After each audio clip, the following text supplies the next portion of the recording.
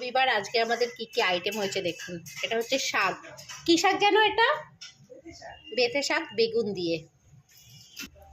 এরপরে এটা হচ্ছে শিম চচ্চড়ি, মুসুরির ডাল, এটা সকালে রুটি খাওয়ার আলুর তরকারি, এটা হচ্ছে কস্তুরি মেথি দিয়ে করা সাউথ ইন্ডিয়ান স্টাইলের। আর এটা হচ্ছে পমফ্লেট মাছ, এটা এখনো কমপ্লিট হয়নি। এই যে গ্রেভি, এটা হচ্ছে পেঁয়াজ দিয়েছো না?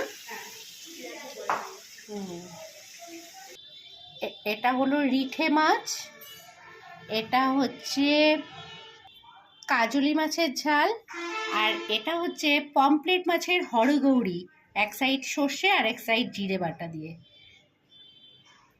আর এটা হচ্ছে আমাদের মাটন। এখন চিকেন আমার ছেলে খায় না, ওর জন্য মাটন করা হয়েছে। যেহেতু আজকে সানডের দিন, এই জন্য প্রচুর আইটেম হয়েছে আজকে।